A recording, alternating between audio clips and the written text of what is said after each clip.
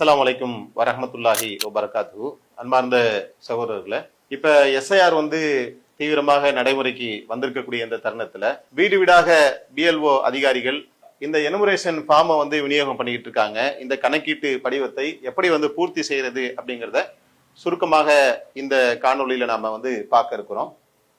இப்ப இஸ்மாயில் என்று சொல்லக்கூடியவருடைய படிவத்தை நாம பூர்த்தி செய்யலான்னு இருக்கோம். யார் வாக்காளராக இருக்கிறாரோ அவருடைய முழு விவரங்கள் அடங்கிய படிவத்தை தான் நம்மள்ட்ட தராங்க.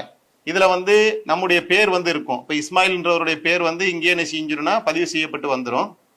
பிறகு அவருடைய தொகுதி, அவருடைய வார்டு என்ன, அந்த முழு விவரங்களும் இதுல வந்துடும். QR கோடு அச்சிடப்பட்டிருக்கும். அவருடைய பழைய வாக்காளர் அட்டையில் இருக்கக்கூடிய புகைப்படம் இங்க வந்துடும். இந்த இடம் மட்டும் காலியா இருக்கும். இதுல புதிய பாஸ்போர்ட் சைஸ் போட்டோவை நாம இந்த இடத்துல ஒட்டிக்கணும். நம்மளுடைய போட்டோவை ஒட்டணும். இப்ப பிறந்த தேதி இதுல நாம எழுதணும். இதுல பாருங்க, 6ஆம் தேதி 5வது மாதம் 1980. இப்ப இன்கேஸ் அவங்க 12ஆம் தேதி பிறந்திருந்தாங்கன்னா 0க்கு பதிலா 1 போட்டுட்டு 2 போடணும். 10ஆம் மாசம்னா 0க்கு பதிலா 1 போட்டுட்டு 0 போடணும். அப்படி டபுள் டிஜிட்டா இல்ல சிங்கிள் டிஜிட்டா தான் இருக்குது அப்படின்னு சொன்னா 0 போட்டுட்டு தான் போடணும். இதை கொஞ்சம் கூடுதலா கவனிச்சுக்க வேண்டியது. அடுத்ததாக ஆதார் எண் அதை நாம எழுதணும். நம்முடைய ஆதார் எண்ணை இதுல எழுதிடணும்.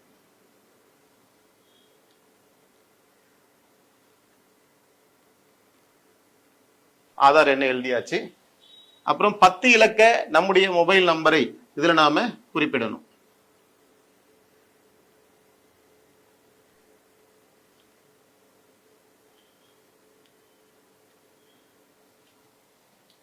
அடுத்ததாக தந்தை பெயர், நம்முடைய தந்தை பெயர் என்ன இருக்குங்கிறத பார்க்கணும். இஸ்மாயில் அவருடைய தந்தை பெயர் இந்த இடத்துல இப்ராஹிம், அதை நாம இங்க தெளிவா எழுதணும்.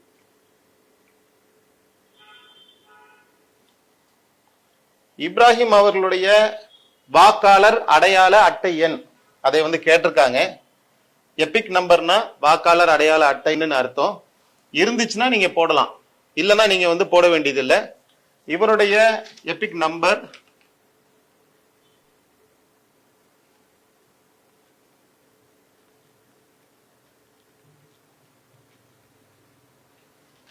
இதான் அவருடைய எபிக் நம்பர். நம்ம போட்டாச்சு.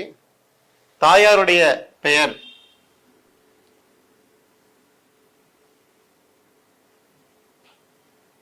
அத குறிப்பிட்டாச்சு, ஹாஜிரா. தாயாருடைய எபிக் நம்பர் இல்ல, தெரியல. வாக்காளர் அடையாள அட்டை எண் என்ன அப்படிங்கிறது தெரியல. அடையாள அட்டை இருக்கும் பல பேருக்கு, அட்டையோட எண் அதுல இல்லாம கூட இருக்கலாம். அப்படி இருந்தாக்கா நீங்க அது கோடு போட்டுருங்க. வாழ்க்கை துணைவரின் பெயர் அப்படின்னா, இப்ப ஆணாக இருக்கிறாங்க அப்படின்னா அவங்களுடைய மனைவி பேரை போடணும். பெண்ணாக இருக்கிறாங்க, இந்த ஃபார்மை ஃபில்அப் பண்ணக்கூடியவங்க பெண்ணா இருக்கிறாங்கன்னா கணவருடைய பெயரை போடணும். அல்லது கல்யாணமே ஆகலைன்னா ஒன்றும் பிரச்சனை இல்லை, அவங்க கோடு போட்டுடலாம். துணைவர் இருக்க மாட்டாங்கல்ல. இப்ப வாழ்க்கை துணைவர் இஸ்மாயில் அவருடைய மனைவி பேர் ஆயிஷா, அதை நாம இங்க எழுதிக்கிறோம். ஆயிஷா அவர்களுடைய எபிக் நம்பர் இருந்துச்சுன்னா எபிக் நம்பர் அங்க நம்ம குறிப்பிடலாம்.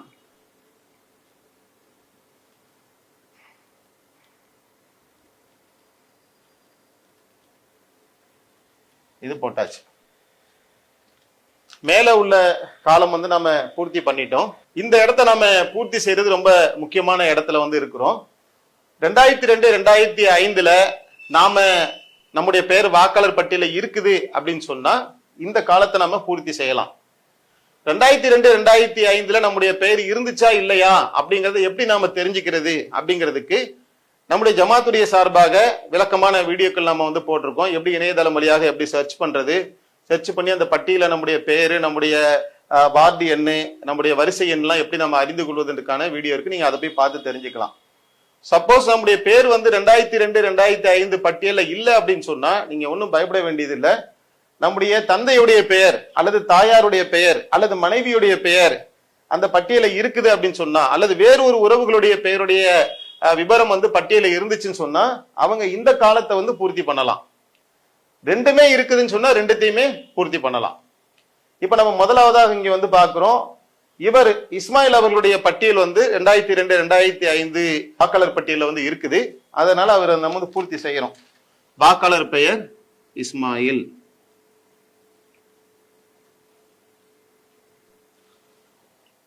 எபிக் நம்பர் என்னங்கறத நீங்க வந்து சர்ச் பண்ணி எடுக்கணும் பட்டியல்ல. அப்படி சர்ச் பண்ணி எடுத்ததுல இவருக்கு என்ன கிடைச்சிருக்கு அப்படின்னா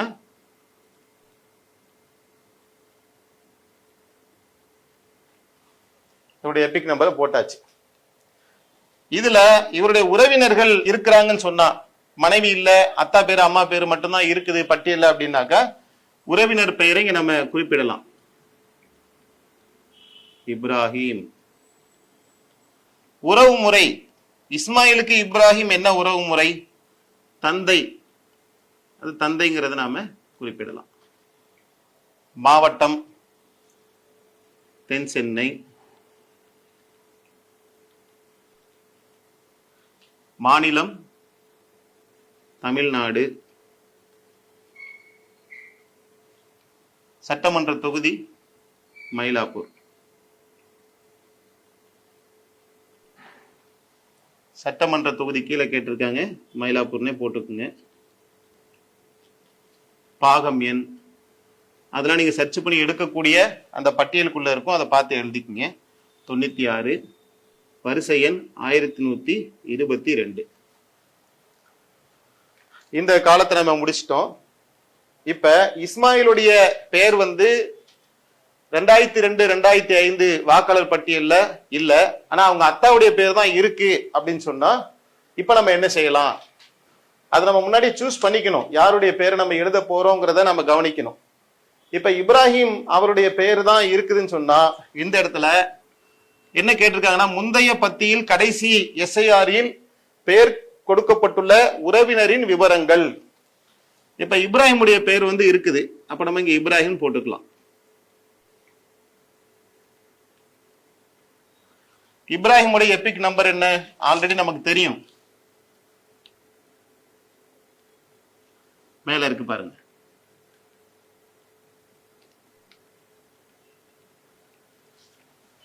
உறவினரின் பெயர்.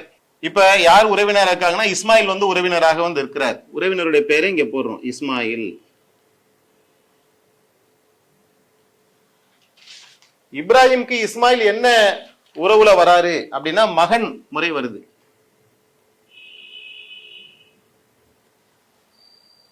அதே மாதிரிதான் சேம். மாவட்டம் தென் சென்னை. மாநிலம் தமிழ்நாடு. நீங்க எந்தெந்த ஏரியால இருக்கீங்கன்றதை கணிச்சு எழுதிக்க வேண்டியதுதான். சட்டமன்ற தொகுதி மயிலாப்பூர். சட்டமன்ற தொகுதி வந்து மயிலாப்பூர். பகுதி எண் 96. வரிசை எண் இந்த இப்ராஹிம் அவங்களுடைய வரிசை என்னங்கிறத கரெக்டா பார்க்கணும். 1121. இங்க 22 இருக்குன்னா அவருடைய வரிசை எண் வந்து 21 இருந்ததுனால நம்ம 21 வந்து போட்டிருக்கோம். இந்த மாதிரி ஃபார்ம் வந்து 2 ஃபார்ம் தருவாங்க. 2 ஃபார்மையும் நம்ம ஃபில்அப் பண்ணணும். ஒரு ஃபார்மை வந்து நாம வச்சுக்கணும், இன்னொரு ஃபார்மை வந்து பிஎல்ஓ ஆபீசர்கிட்ட கொடுத்துடணும். இங்க நம்ம சைன் பண்ண வேண்டிய இடம் இருக்கு. ஒவ்வொரு ஃபார்ம்லயும் பிஎல்ஓ ஆபீசருடைய கான்டாக்ட் நம்பர் அவங்களுக்கு போட்டு தான் கொடுக்குறாங்க. அவங்களுக்கு கூடுதலாக ஏதாவது விவரங்கள் தேவை, சந்தேகம் இருக்கு அப்படின்னு சொன்னா பிஎல்ஓ ஆபீசரை நீங்க நேரடியாக வந்து தொடர்பு கொள்ளலாம். இதுதான் இந்த ஃபார்மை ஃபில்அப் பண்றதுக்கான சுருக்கமான முறைகள். கூடுதல் சந்தேகங்கள் இருந்தால் நீங்க ஜமாத்தை தாராளமாக தொடர்பு கொள்ளலாம். உங்களுடைய பிஎல்ஓ பூத் லெவல் ஆபீசரை நீங்க தொடர்பு கொள்ளலாம். அரசியல் கட்சிகள் சார்பாக பூத் லெவல் அட்மின் வந்து நியமிக்கப்பட்டிருக்காங்க, அவங்கள தொடர்பு கொள்ளலாம்.